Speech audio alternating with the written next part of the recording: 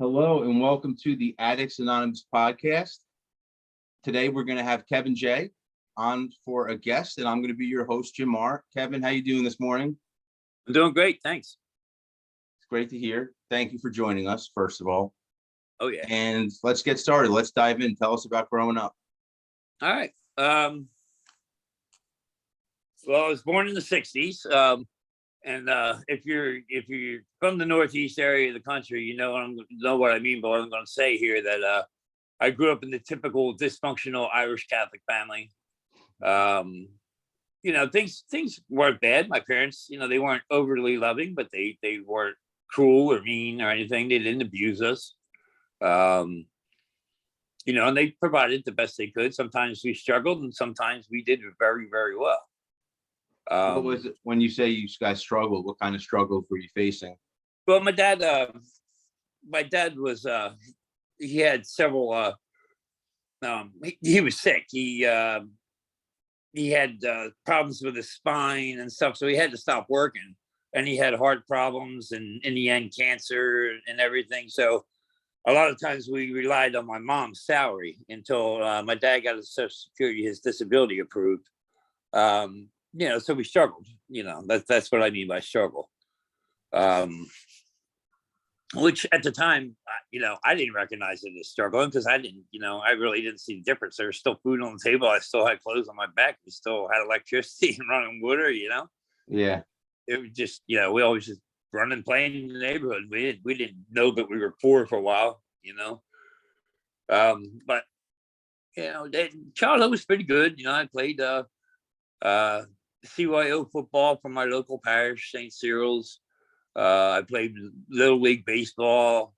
The basic stuff that a kid does, in the 60s and 70s.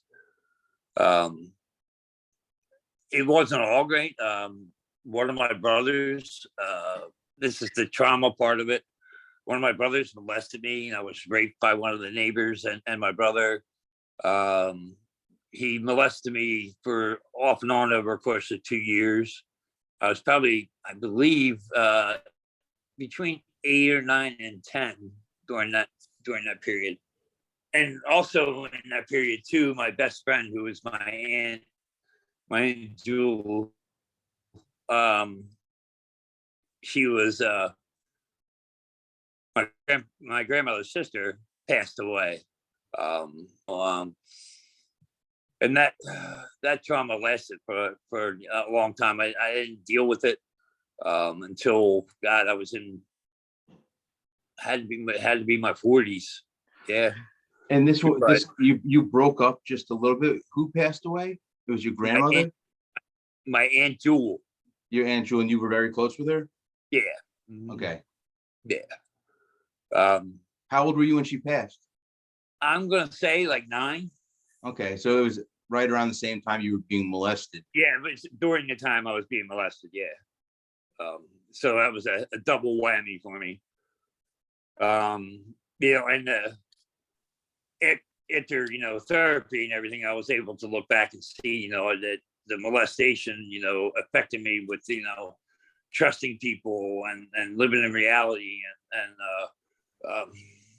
I can't think of there's several other things I'll probably think of before I'm done that how it affected me, but it had a major effect on me for years. How was your life so at moving school? On, school wasn't bad. I didn't do all that well, but I passed every year except for 8th grade, and that 8th grade was because I didn't show up. I cut a lot of school and stuff. We lived in a town called East Lansdowne. It's right near Philadelphia, and it's like totally surrounded by an area called Upper Darby, which was almost like city type deal. It was the suburbs, but close together. The kids on the block, there's tons of kids on the block, enough for a football team or a hockey team or basketball. We played street hockey in the street. And whatever, we played football in vacant lots. We hung out in the cemetery or over by the photomat.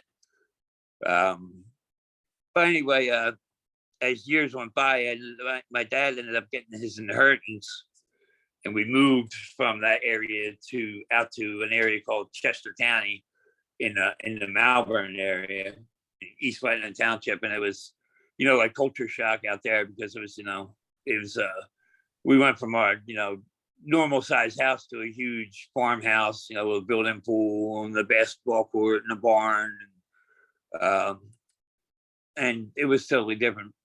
Right before the move, that's when my addiction started to roll, though. That's when I started smoking pot and I started drinking, and we would do a little bit of coke or meth.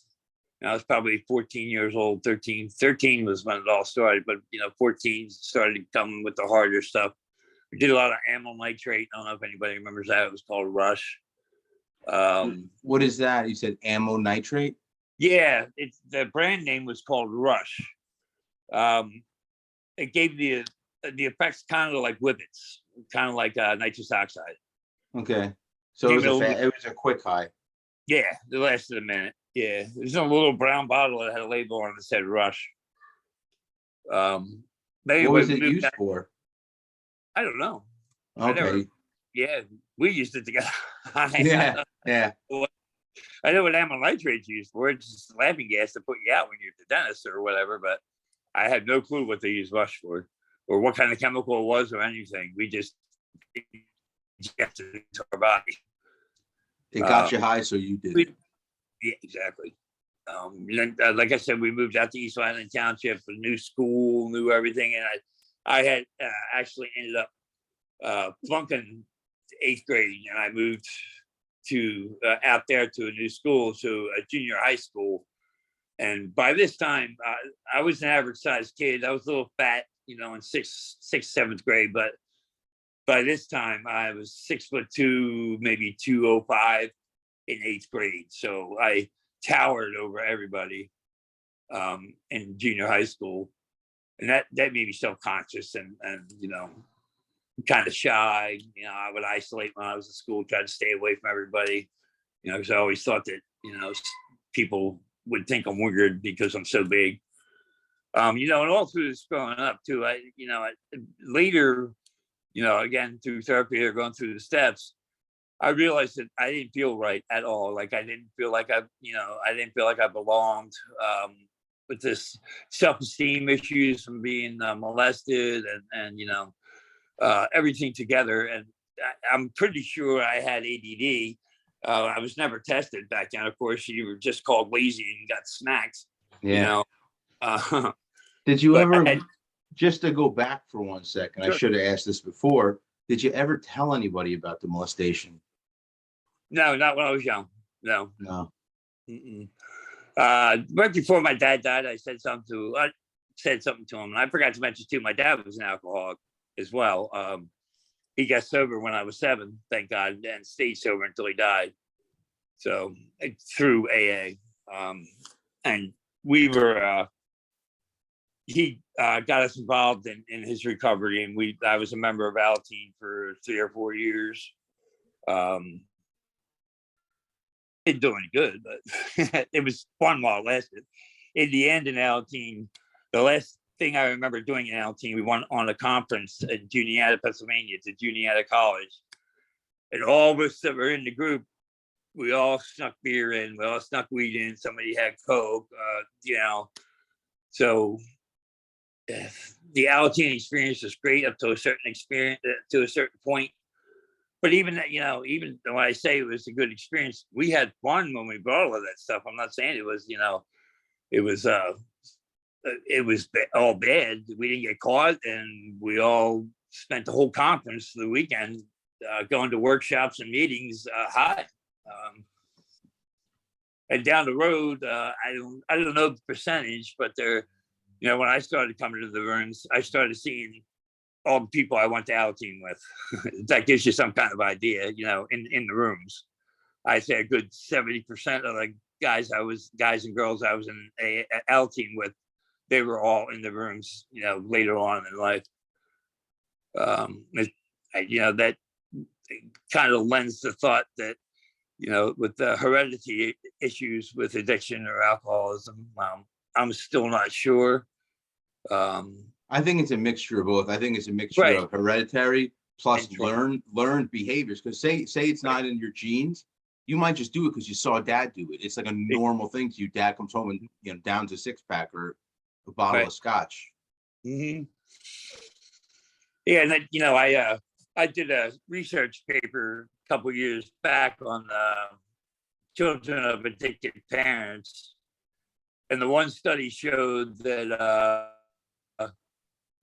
even if the child was removed from the situation into a safe situation, their chances were above 50% that they would become an addict and an alcoholic. That was just a blind study looking at the children of addicts and alcoholics, and they came up with that. I don't know, I can't remember how many were in the research project, but it's still kind of staggering to think about it. That's But anyway, 50%. That's a lot. That is a yeah. lot. Yeah. So anyway, we're in East Whiteland Township. I'm going to a new school. A lot of the kids are rich. And at this point, we're not rich, but we're well off. My dad went back to work as the president of a construction company. He got his inheritance. So, things were a lot better monetarily. And by then, and by that time, this time I'm working myself because although my dad was a really great guy, his push for work ethic was really good. So, I'd ask him for money and he'd say, go get a job, and I'd be like, okay. So, I started working when I was 14 at diners in the restaurant industry. Then I ended up, we moved out of the big house into a townhouse, and the development that we were in, I got a job there working as maintenance. I pretty much did outside maintenance. I was probably 15 by now. And that takes us into the another part of my story. My boss at the job would lay out lines of meth for me and give me a list of stuff to do, and I'd be on my way, and do whatever I needed. Of course, that progressed to the point where I at one point didn't sleep for almost 2 weeks and only drank beer, and I had a heart attack. You can't really, I guess you could call it an overdose of meth, but really what happened was I had no potassium or magnesium in my body whatsoever, and my heart, just gave out. I died, and they zapped me back twice in the ambulance on the way to the hospital. And then at this point, I'm 15. I might be close to 16. And the insanity of it all. When I was in the hospital, I was in intensive care for a while, and then they moved me down. But like the day after it happened, my friends came to visit me, and they had the window over the nursing station. My buddy pulled the curtain across so they couldn't see in, and he had brought a fifth of Jack Daniels in and weed with the smokeless one hitters, and I sat there and got drunk and high after just dying from drugs. What was your, leading up to that, what was your drug use like? Did you do any other drug? What was the first thing you ever used? Pot. With who? With actually a guy named Fred, who lived on the street behind our house. I think it was the summer between 6th grade and 7th grade, so I would have been 12. We smoked some on the way to school, and then my brother, my next older brother. I'm sorry, there was 5 of us. There was 4 boys and a girl. That's part of the dysfunctional Irish family thing. But anyway, my brother next up from me, and my sister. Well, my sister wasn't really. She's like the only one out of the family that we could say apply that word normie to. She didn't have any addictions or she experimented a little bit, but she was nothing like the boys. My oldest brother was a gambling addict. He lost his house. And he ended up being homeless. He was a Vietnam War vet, and he ended up in an area that a lot of people know is Kensington in the Philadelphia area. And he eventually had one leg that was totally gone.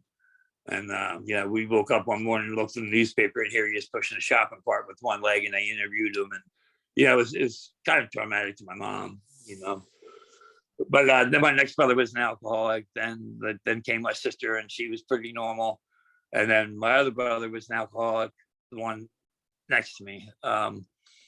And he always had weed, and, he always smoked with me every day. At this point, I probably went from the age of 14 years old to my first rehab, and I think I was 23, where I smoked pot every day. And if I couldn't, it was a journey to try and find some. And it was stressful, and because we smoked copious amounts of weed. And back then the weed wasn't as strong as it is now, so you had to smoke more to keep the high.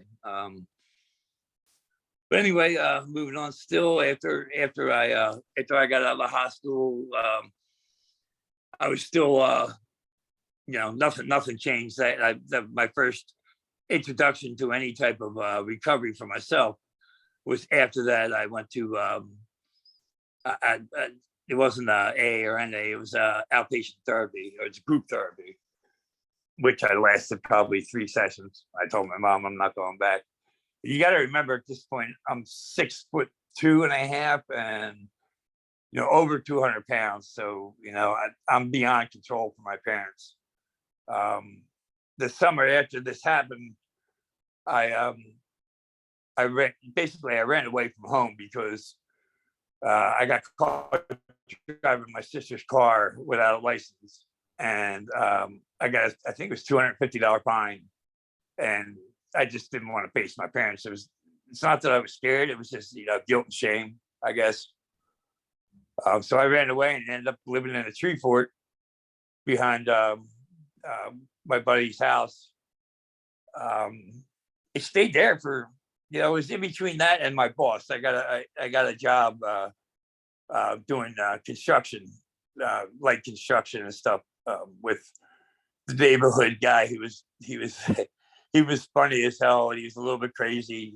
Pap, PAP, we used to call him. But I worked for him. I lived in the tree fort. I took showers in his house, eated at his house. I had a blast for the summer, but at the end of the summer, of course, I had to come back because I had to go back to school. But so yeah, because at that point,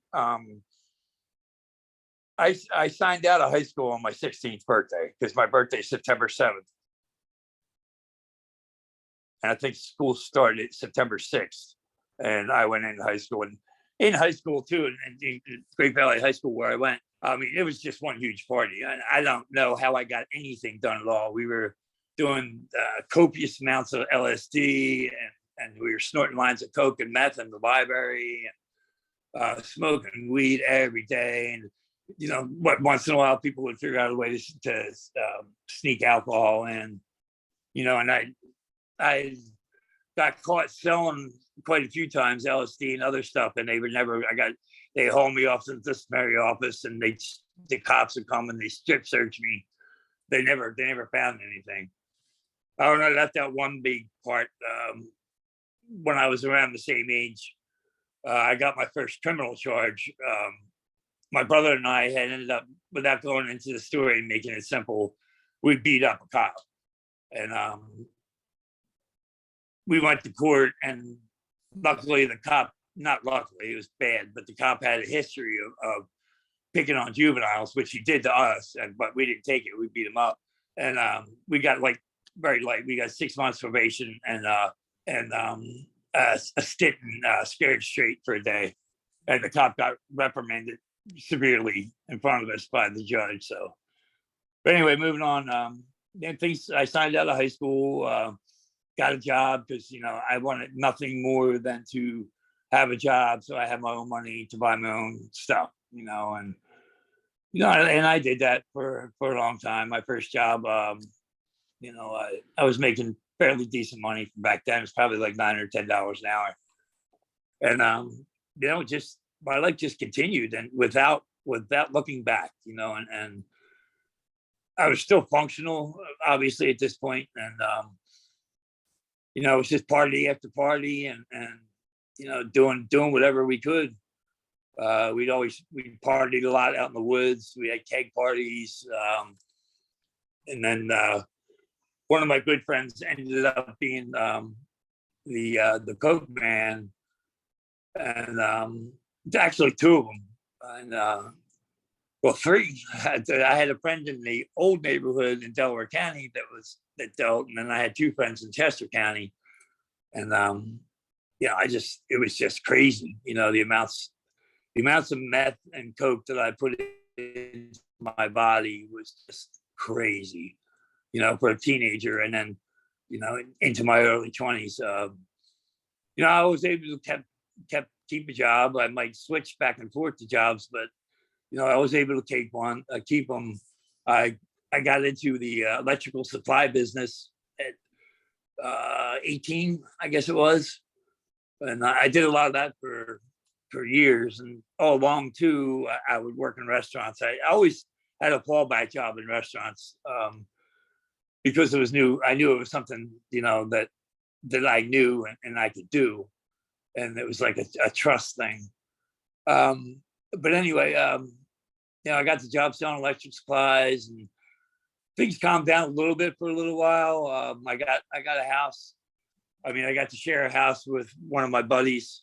It ended up being like 3-4 of us in the house, and then the house, it was a twin, so the house next to it was filled with friends too. And then that again went off the wagon. It was just constant meth and coke and drinking all day and all night, going to work, getting home, repeating cycle, every day.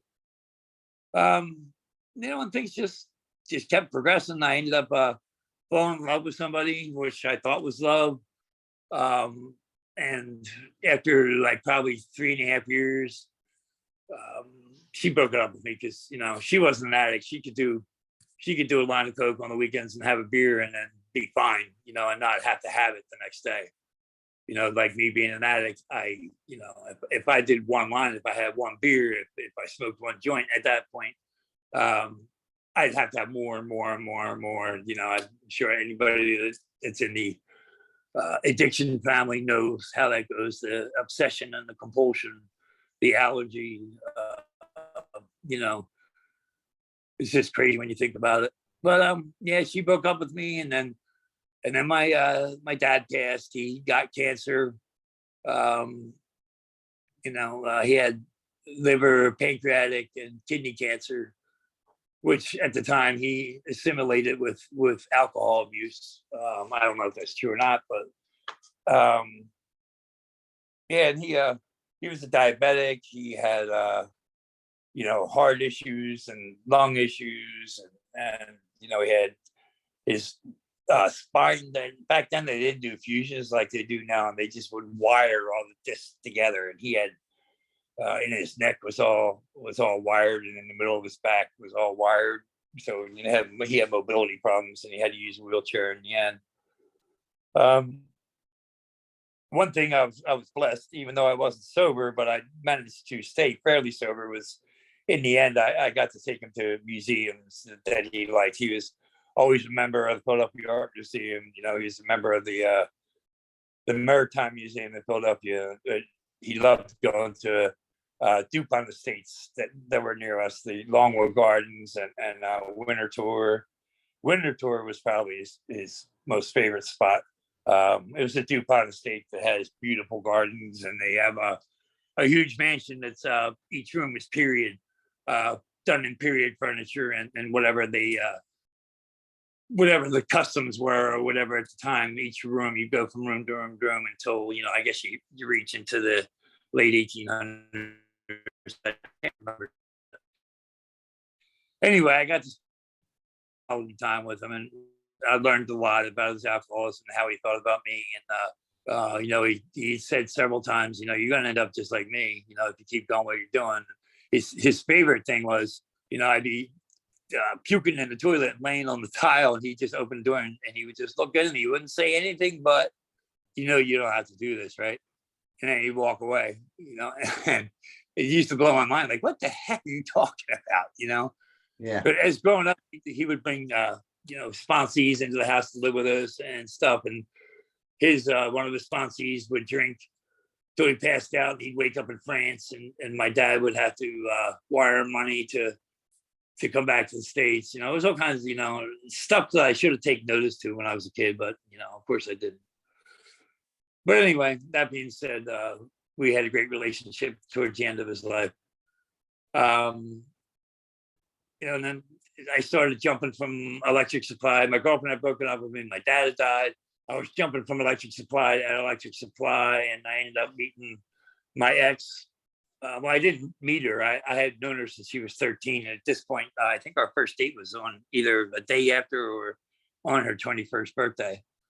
So I had known her for like 7 or 8 years.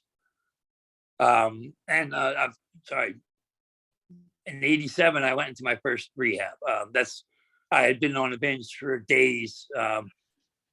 Back then, there wasn't crack. Crack was just starting to emerge, but we freebased. We shot it or we freebased, either one. And what prompted you to go to rehab? I was laying in the fetal position for, a couple of hours after like a 4 or 5 day binge. And my mom just walked up to me and said, "Have you had enough yet?" And I said, "Yeah, I do. I did." I was just tired, sick and tired of being sick and tired, And she said, "Give me your wallet." I gave her my wallet. She went into her bedroom. She came back up and said, "Okay, 8 o'clock tomorrow morning, we're going to Valley Forge Rehab." I was like, "Okay, cool." And I went, stayed just 30 days, met a lot of good people. One of my friends ended up being friends at the rehab. Ended up, just by chance, being my therapist. Like, a couple years later. But anyway, I stayed clean and sober for about, I think it's around 4 years, from '87 to '91. Is my first date with my ex-wife. I hadn't smoked in years. I was going to the gym every day. I had credit cards and a bank signature loan availability. And I met my ex-wife, and I drank. Our first date at the bar, it lasted about 2 hours. And I had a beer and I bought a pack of cigarettes. And that was the beginning of a run that lasted, God, that was '91. I didn't start to seriously get sober until 2010. Why did you drink that night? There's combinations of reasons. Number one, I had stopped, going to meetings regularly. I wasn't talking to my support group. Everything that leads up to a relapse. Just being stupid enough I knew I wasn't secure in my recovery at that time, and I went to a freaking bar. I mean, that's just, idiocy. Just all kinds of things. I wanted to fit in, because she drank and she was beautiful. And I just, I wanted to fit in, I guess. But like a lot of us know in addiction, that your relapse really doesn't happen that day.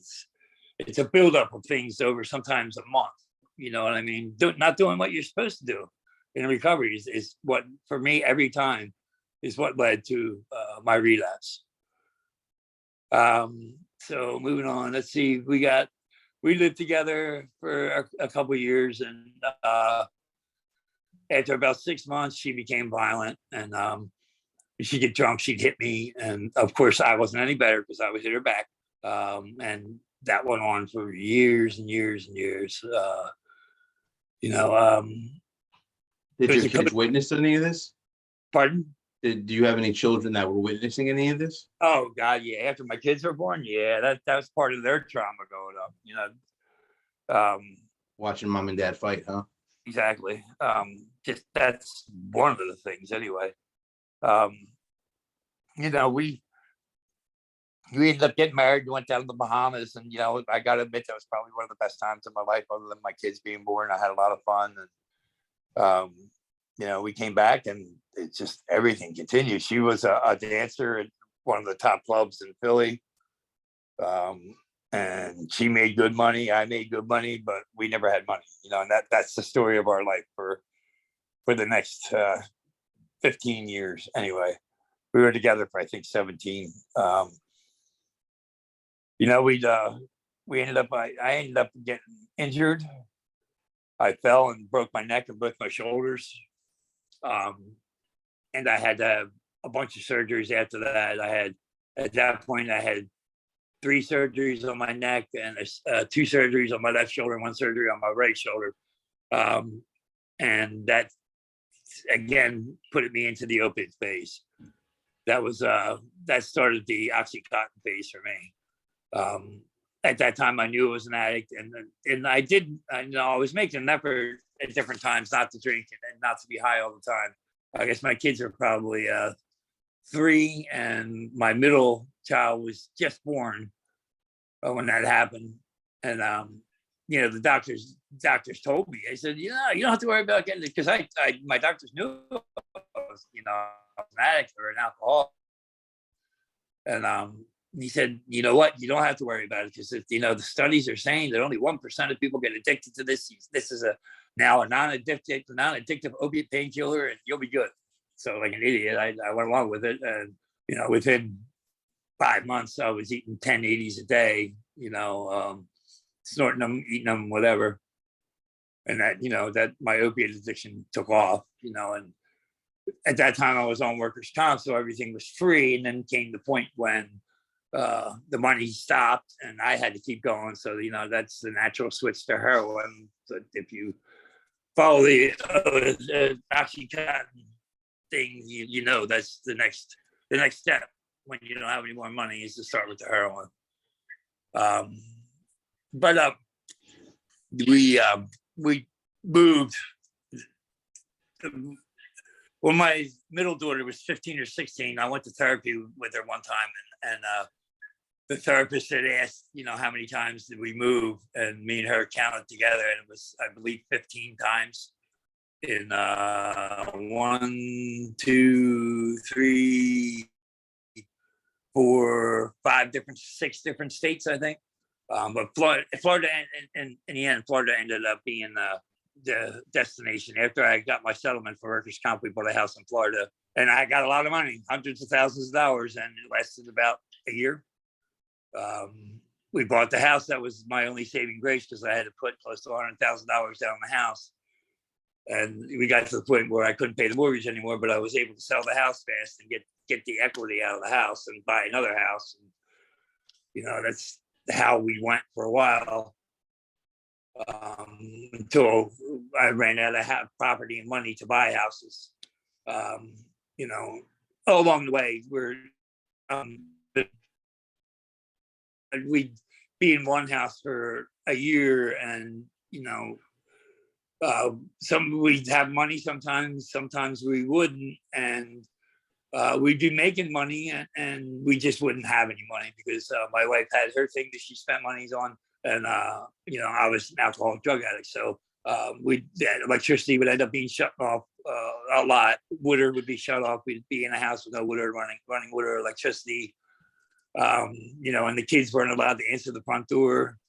They're scared to death to answer the front door, because I would yell at them, because it could be the water guy or the cable guy or the electricity guy saying we're going to shut you off. But anyway, we ended up moving around a lot. We ended up first in Lake Mary, Florida. Then we moved to Deltona, Florida. Then we moved over to the West Coast, because my wife was a nurse and she couldn't get paid good money in the Central or East. So we went out to the Clearwater area in Pinellas County, and that's where I stayed for probably 12 years. And, everything just kept progressing. Towards the end, my wife left me with the kids. We ended up staying on the same street, across the street from each other, but a little bit down the house. But before she left me, I got another charge. I got a charge in 92 for aggravated assault on a police officer, and I got a year of probation. And then that was your second altercation with the police officer. Right. And I'm then surprised they didn't send you to jail for longer, to be honest. You figured that would be something. You got I lucky. had a real good lawyer, and it was actually one of my dad's sponsees that got me out of trouble in '91, and he got it annulled and everything. He ended up smoozing up to the judge, and they actually had 32 counts against me, as with included terroristic threats, attempted murder, but my lawyer got it all dropped down to one count of aggravated assault on a police officer. And of course I was high, drunk. I had overdosed on phenobarbital and Jack Daniels, and I was in a hospital, and they get done pumping my stomach and everything, and I was in an observation room, and I said I'm going home, and they said no, you can't go home. You have to stay here for 24 hours. And I was like, no, I'm going home. About the third time I said I'm going home, because I was still belligerent and high, even though my stomach was pumped and everything. I was still high, and by the third time I said it, there was a cop in my room, and then another cop, and I yanked the IV out of my arm and sprayed the cop with blood. And by this time there's probably 7 cops in the room, and I fought them, and I hurt 3 or 4 of the cops really bad, and of course they hurt me real bad too, which I totally deserved. I spent like a week in a hospital, handcuffed to a hospital bed, until the judge was able to come in and ring me in the hospital.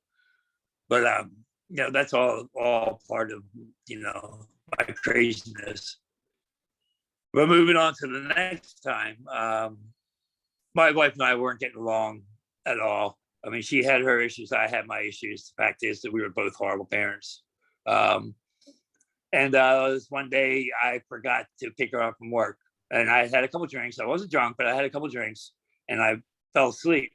And she came home. We worked about 3/4 of a mile from where we lived, 3/4 of a mile from where she worked.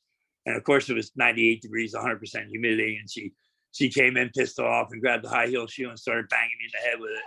All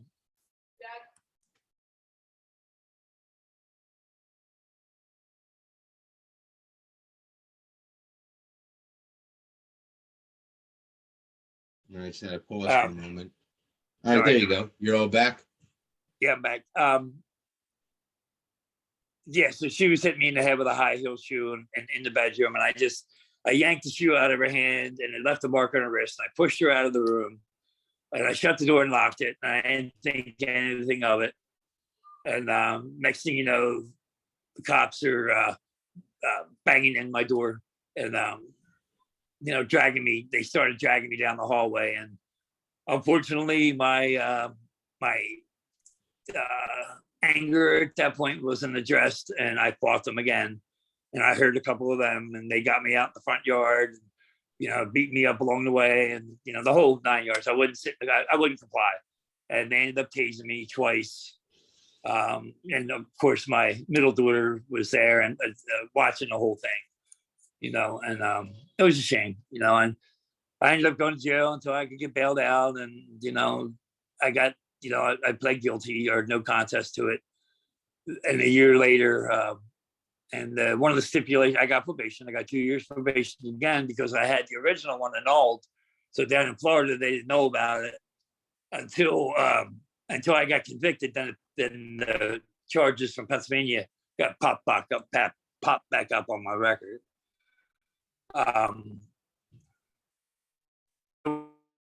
It was turbulent with me and the wife. We lived in shelters, family shelters, some fairly bad neighborhoods.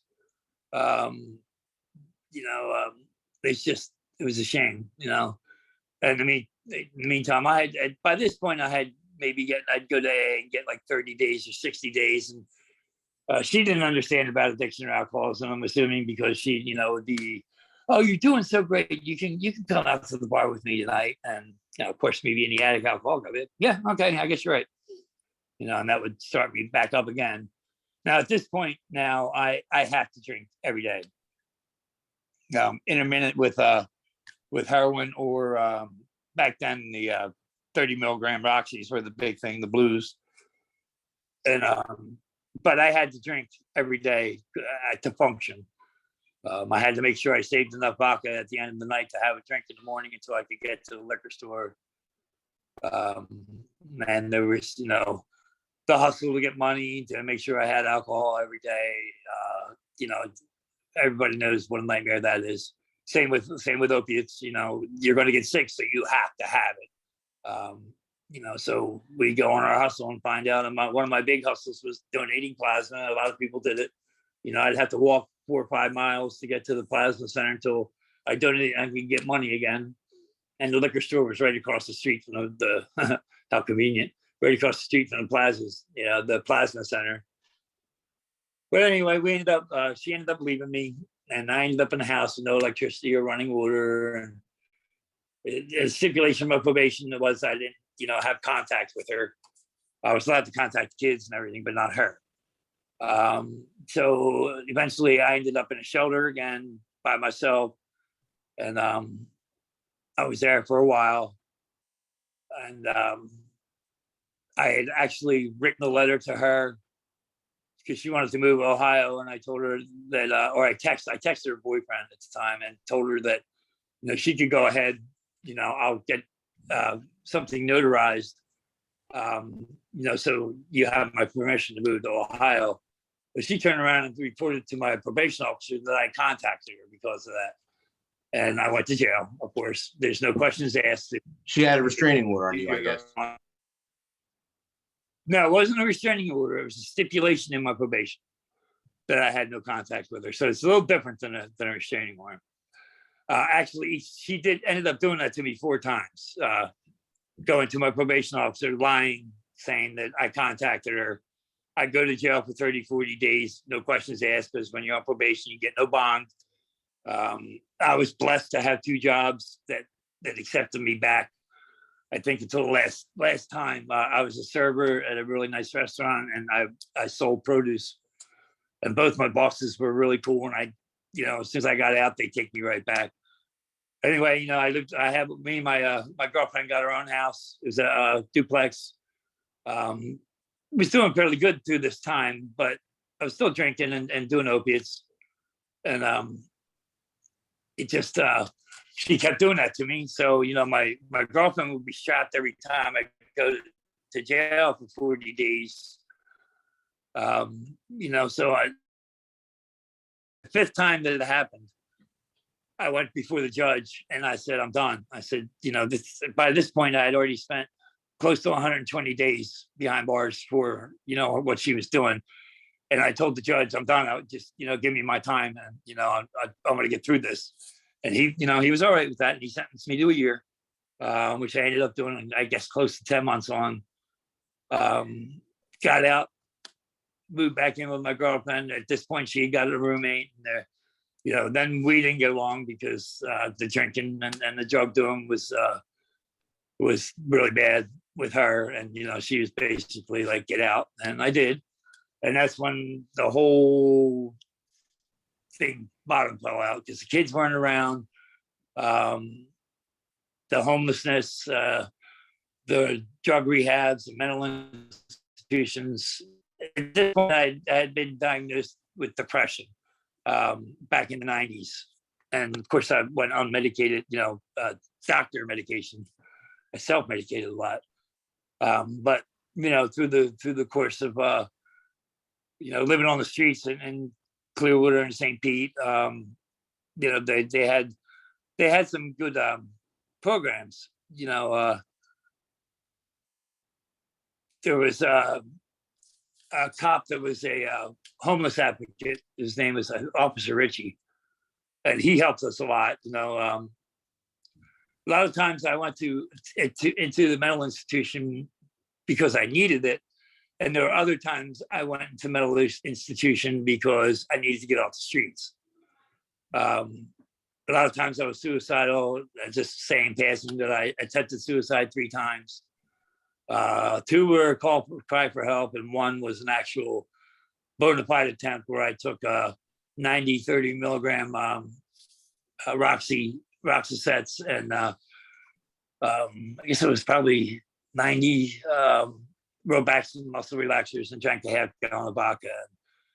I woke up the next morning. So God had a plan for me, I assume. I spent 2 weeks in the hospital because my liver had stopped functioning. And when that happens, it builds up ammonia and other toxins, and they go in your bloodstream and they head to your brain, and you're like, I guess what they used to call, what the alcoholics used to call it. Oh God, I can't think of it now, but you can't function. You can't think. You're confused. There's a chance I could have stayed like that for the rest of my life, but thank God they gave me the medications that cleared my blood and cleared out my liver. And I obviously went to a mental institution that time for a couple weeks. That's with bipolar and anxiety. But anyway, after many rehabs, I went to one rehab 5 times. I went to another rehab 3 times. I went to another rehab that was a dual diagnosis rehab 3 times, and many other just one stop shops. And and that's in Pennsylvania, between Pennsylvania and Florida. And then it just kept on, the hopelessness, and I would get sober and do really good. My sister would let me move into her house, and I got Jenna, my middle girl, back, and my youngest girl, Chloe, I got her back. And and I would just turn around and relapse again. My sister ended up kicking me out of the house. During that one of those times, I was really doing good. I was general manager of a fine dining restaurant, was making great money, over $100,000 a year type money. And my ex said, I had physical custody of my youngest, and she moved back to Pennsylvania where I was living. And naturally, she had the court order for custody. I only had physical custody. So she took my youngest back, and she took off to Florida, and she was only in Florida for several months, and she lost custody of her down there. And that was a whole nother battle, and abuse from her boyfriend, and whatever I'm not going to get into, because I don't want to seem like I'm bad mouthing my ex, because we both had our problems, and we were both just as guilty of being bad parents. But anyway, Chloe went into foster care with her older sister, who was about to turn 18. And she found this really cool foster mom she was only supposed to spend the weekend or a week with. And she ended up being her mom. She adopted. Her mom now asked me, why don't we do this? She said, because I had looked into it, and there had been no way I could get custody from the Department of Children and Families down there. It would take years to fight, and there was no guarantee that I would get her because of my criminal record, my psychological record. So she said, why don't we do this? You sign over your rights to me, and I will keep you in your life as long as you're doing the right thing. And I'll fight for Chloe with my ex in court to get custody. And she did. And she's been with her ever since, which was a godsend, because I know I would have never been able to take care of her. It must have been a tough decision. It was the hardest of my life. But anyway, we kept, things just kept going and getting worse and worse. And, I would get sober, go to rehab, go to a recovery house. I'd end up being a recovery house manager. And, and then, something would happen and I wasn't doing, what I was supposed to be doing, and I'd relapse. A lot of things I weren't addressing were where I might admit that I got molested. I wasn't, addressing the trauma until I got, there's a lot of homelessness in Delaware County and Philadelphia, in the area called Kensington, where, I don't know, a lot of my friends know about it, but, it's one of the largest open air heroin or fentanyl now markets in the world. And, it's just homelessness, despair. It's just really bad. And I lived on the streets there. I lived in recovery houses there.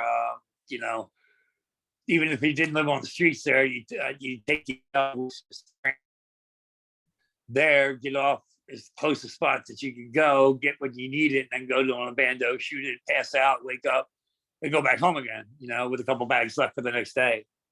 But anyway, I in 2014, I had been to several rehabs. I actually started to pull it together a lot since 2010. I really tried. I was trying meetings and everything. I wasn't actually doing the right thing. In 2013 in Kensington, I met Pastor Buddy, and I was saved there with Pastor Buddy at Rock Ministries. And then, I didn't, I wanted to get involved in that kind of life, but I wasn't ready yet. How did you And I find? ended up going How through did How did that pastor find you? I was in a Christian recovery house at the time, Okay. and it was mandatory. You had to go to church on Sundays, and it was recommended. You could go to any church you wanted, but they recommended the Rock Ministries, which I'm pretty sure is part of a Calvary Chapel. And I went there, and it was just like, it's a church in the middle of the hood. I mean, if anybody ever gets time, look up Kensington, Pennsylvania, or Philadelphia on YouTube, and you'll see what it's like. But and it was just a church that opened you with open arms. Pastor Buddy had a boxing program for inner city youth. He's just an awesome guy. But anyway, I ended up, relapsing and rehabs, and I ended up at one of the places that really saved my life was called City Team in Chester, Pennsylvania. Again, in the hood. It's a pretty bad neighborhood. But, I went there first in 2014, 15, really well, came out, did really well for a little while. Got into a really good therapy. I ended up with an awesome therapist who was initially a recovery therapist. He did that for 20 some years, and he wanted to just go back to being a regular therapist. And, when I signed up for therapy, this place, I just happened to end up with him, which was like, the way I look at it is another godsend, because he was a believer, and not the one, when I mentioned my religion and everything, I want people to know that, religion worked for me. It's partly worked for me. 12 steps worked for me. But you don't have to go that route. I mean, if you don't want to be a Christian, that's cool. You can find your own higher power. You do whatever you need. If there's one thing I learned in my journey is there's 100 different ways to recovery. 50 of them are successful sometimes, 50 of them aren't, but there's no set way. For me, I believe in the gospel and Christ, but that's me. That's my story. Your story could be different. It could work for you, and I would never put somebody else down or not agree with the way they got clean and sober. But anyway, I ended up at the Christian Recovery Center, and I got out, and I got into therapy. I was doing real well, and I screwed up again. I ended up homeless again. Ended up in the shelter, and I was actually sober for a while in the shelter, and then I saved my money and got a room in a house, and I was there probably 3 weeks and started drinking. And it was really bad at that point. I was in a row home in Upper Darby that was really bad. There's cockroaches and rats and, bed bugs. I ended up detoxing myself. And it was horrible. I mean, just the hallucinations and the heart palpitations, and it lasted like 4 days of real bad. I couldn't stand up. I had to crawl to the bathroom. I was shook so bad, and every time I tried to stand up, I'd fall and crash into the lamp. And then, of course, there was bed bugs in my bed, and I could see them, and the mice would come up onto my end table and try to eat my food. It was horrible. That's when I called, City Team again, and got in. Oh no, that was the first time. I'm sorry. I ended up getting my crap together after living City Team. I ended up homeless again, but I was sober. I went to the same shelter that I'd been to twice in Upper Darby. It's right on the border of West Philadelphia, which was a real bad neighborhood as well. But anyway, I went back to school and got a certificate in peer specialist and a certified peer specialist and I got a job at a rehab. My dream job, doing group counseling and a little bit of individual counseling, and that lasted for a while. Almost, I can't remember, probably about 8 or 9 months, I guess. And I ended up having a nervous breakdown there. And I went to psych ward, spent 2 weeks. They adjusted my medication. Everything was good. I got out and I went back to my apartment. In the meantime, I had been getting anxiety medication, but I didn't take it. So I had masked like 4 bottles of, like 90 pills each. And just, when I got back to the psych ward, I just, I was on new meds. I thought I was doing good, but, I gave up my faith and whatever comes along with relapse. And then I decided to down, a bunch of Clonopins at a time, and that I lay for a week, call my boss every morning and say, no, I'm still sick. I told them I was sick. They knew I was in the psych ward. They kept me in the psych ward for 12 days and I had accumulated 12 sick days. So that was covered. But my roommate at the time, the kicker was I went to pick up my check in Philly and I was in Upper Darby. On the way back, I stopped at 69th Street Terminal and bought a bunch of Suboxone. And I went back home and did probably 3 or 4 Suboxones and a handful of Vicodins. And, my memory was just gone. I don't remember much. I remember a little bit of my roommate who was in recovery too. She got me, she was trying to get me somewhere and she thought she could get me into a recovery house, but of course you can't if I'm using. So she was like, I remember her asking me, where do you want to go? And I knew City Team had a shoulder. I said, just take me to City Team. And in the meantime, I don't remember getting to City Team. But in the meantime, the guy that she called about getting into a recovery house called a rehab, got my insurance. She had my insurance information and everything, and got me into a rehab in Jersey. And I went there. Didn't remember a thing. I ended up in the hospital for the night because they had to medically clear me. And then I went to the rehab and I woke up in the rehab like, how the heck did I get? Was this the last rehab you went to moving forward? No. Was this what? Well, I ended up after the rehab. Obviously, I was homeless, but I did real good. Got right into my program right away. But I was homeless. I had no place to go, and I was scared to death of being back on the street. So I called City Team back, and I talked to Raj, who's the director of the recovery program, and he was like, "Yeah, come. You can come." And that's a year-long program. And again, this time, City Team saved my life for real. The staff and everybody there were just awesome. Pastor Fred, and I think Pastor John was there for a little while, but he ended up leaving and starting his own ministry type thing, Greenhouse Project in Chester.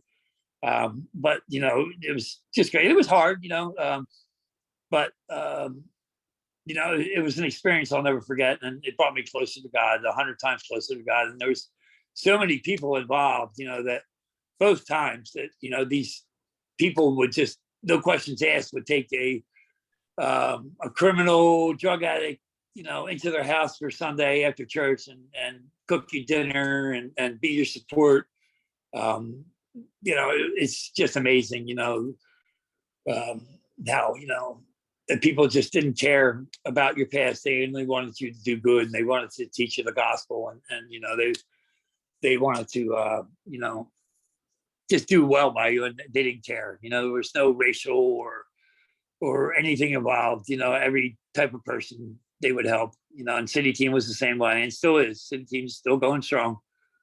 But anyway, I did my year there. I got a job as a manager of a produce department in the supermarket, and because of all my injuries and everything, I was starting to get near the point of nervous breakdown again, because I couldn't handle, if I didn't work, I'd be homeless, and I had to work. And, if I tried claiming disability, I couldn't work, then I become homeless, and then I, relapse. It was a vicious cycle. So what finally got you sober? for me, it was my support group, God, therapy, medication, everything in combination. I had a lot of good old timers, from AA, they weren't their crotchety old timers. They were really cool people. Maureen and her brother, and Colleen, and I mean, it's just, Cigar Tony. I mean, there was just so many people. Pastor Lenny, that just were just great people, and I learned. I may have relapsed a lot, but I learned a lot that was able to be put in my toolbox, to this point. Now that I was at my end of my stay at a city team, and I'd been working for 2 or 3 months, and my daughter out of the blue called me and said, "Look, I'm going to start work." She had just gotten out of the Army and just had a baby, and her husband was in the Army in North Carolina, and she was starting to work as for a federal contractor doing security, armed security at Fort Bragg, which is a really good job. And she said, "Why don't you come down here, take care of the kids, and we'll work it out, and that way you don't have to be worrying about stressing and having a nervous breakdown and everything." And these past 3 years, that was a whole year in city team, and it's going on 4 years now of me being sober. And the biggest thing is my kids not giving up on me. Getting over the fact one of the big stumbling blocks for me relapsing, because I can never get rid of the guilt and remorse of the life I, put my kids through, the trauma and the, I guess Chloe, the youngest, ended up with the worst, with the most trauma. But they're all, they all had trauma growing up. Any kid that has to live in a house with no electricity or no running water and sees their mom and dad fist fight in the living room, I'm blessed, and that's the only thing I can think of, that my 2 older daughters are very successful. I mean, they're doing great in life. They own houses. My daughter was in the military. My other daughter's married to a sergeant in the Army, and they just bought a house in Kentucky. So I'm blessed, that they managed to make it through that. And like a lot of my friends' kids, or some of my friends' kids, turned the other way. Were pregnant by the time they were 16, and ended up in rehabs and the whole 9 yards, in jail. And them turning out the way they did, I had no influence on. The only influence I had was how not to do the wrong thing. But anyway, and Chloe's, turned out to be, awesome. Through it all, her mom now is just awesome person, a gift from God. And everything has just come together. Of course, COVID hit, and I had to do Zoom meetings and everything, and I still do Christian recovery on Mondays, along with other recovery meetings. I still have a support group, and now my new support group I'm building in Addicts Anonymous, which is really great. Just being a member of Addicts Anonymous for the last week and a half has really given me energy and resurged me into helping people again, because I started to slack off for a little bit, and I noticed, how that affected me when I wasn't helping other people. And I like the way, Jim, you have it set up with your new set of 10 steps and traditions, and your literature that's coming out now that you're still working on. I really like the whole thing in a nutshell, and the meetings are, although it represents the whole spectrum of everybody. It's you're not there's no limitations on your addiction. It can be sex, it can be drugs, alcohol, codependency, and the whole gamut of people there are covered. You know what I mean? Yeah. So it's it's a great group. I'm excited about the way it's going. We got lucky. We got lucky with a lot of good people. Yeah. So what keeps you sober nowadays? Of course, for me, meetings, they're Zoom now, but they're number one. Number two, I was able to learn in therapy to pause and in doing the steps, and look at situations and not make bad choices anymore. You know, like they say in AA, playing the whole tape through type of thing. I'm able to see the consequences of my decisions, and what makes the difference. Making a good decision, you get rewarded. Making a bad decision, you don't. For me, if I pick up another drink, or drug, it'll only be, and this is my history in the last 6 or 7, 10 years, except for the last going on 4, 3, 3.5, whatever it is. If I pick up on drink or if I pick up on drug, I'm done. I'm homeless in a matter of days. And that's how it works for me. That's me. Everything is gone. Everything that I spent probably a year building up, I would stay sober for a year and a half, 2 years, and do real good. And then in the end, I pick up a drink and think it'd be okay, and lie to myself. That's one big thing is to recognize your lies to yourself. And and I'd be homeless in 3 days. That's how it works. Every That's time good I to pick up a motivate drink, you I'm to stay homeless. sober. It's a good motivator Yeah. to keep you sober. It does. Absolutely. And I learned to work on a great third step that through one of my sponsors, Kerry, down in Florida. He was the first one that got the third step through my head. That I honestly can give everything to God. I don't have to hold it on my shoulders. The burden is not on me anymore. When I decided to get sober, I put my burden on a higher power, which for me is God. Give it all to him, to have him guide my life. I can't guide my life anymore. I've tried. Recognizing that I can't guide my life anymore was a major step for me. For me, there's a higher power that shows me how to live, as long as I do what he, what's suggested through different ways, different things, church, gospel, my friends, I stay sober, and, and the rooms and my support group and therapy. I haven't been to therapy in a while now, but, therapy was one of the best things I ever did in my life. And I got blessed getting a great therapist and a great peer specialist. JT and Anzi. JT was my therapist, and Anzi was my peer specialist. Anzi just, he knew I was a homeless drug addict, and he didn't care either. It was his job, but still, you tell his heart was in it.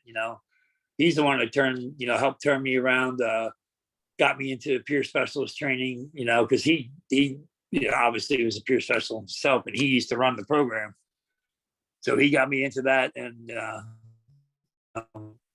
changed my life. That was a big thing too, learning, running group therapies and talking to, I say counsel, but it's really not counseling because I'm not a counselor.